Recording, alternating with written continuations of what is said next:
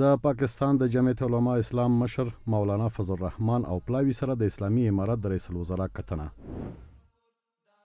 د پاکستان د جمعیت العلماء اسلام ګوند مشر مولانا فضل الرحمن او سره پلاوی چې په یو رسمي سفر کابل ته راغلی وو، د اسلامي امارت له رئیس الوزرا سره د ارک په چارچنان ماڼۍ کې ولیدل.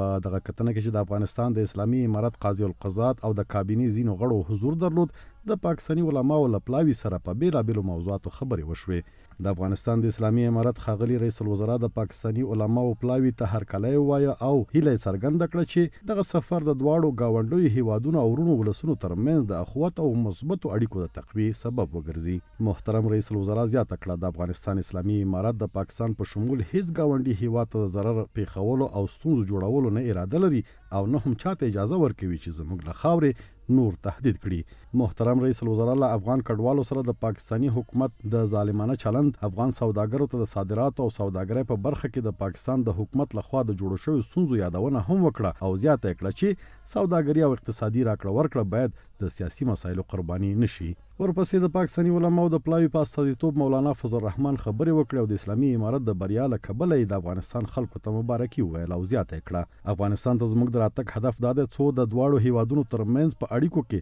سوء تفاهمات له منځه یوسو او د سیاسي اړیکو، اقتصاد، تجارت او د یو بل د پرمختګ په برخه کې د همکارۍ لارې ولټوو. هغه وویل جمعیت علماء اسلام ګوند د افغان کډوالو په وړاندې د پاکستان د واکمنو د چلند په وړاندې د اعتراض غږ پورته کړی او دا ډول چلند ناسم او د دواړو هیوادونو ترمنځ د ستونزو لامل بولو. په دغه لیدنه کې ټینګار وشو چې دواړه هیوادونه باید د ټولو ستونزو د حل لپاره په ګډه لارې چارې ولټوي او له داسې اقداماتو باید ډډه وشي چې د ستونزو د ډېرېدو سبب ګرځي.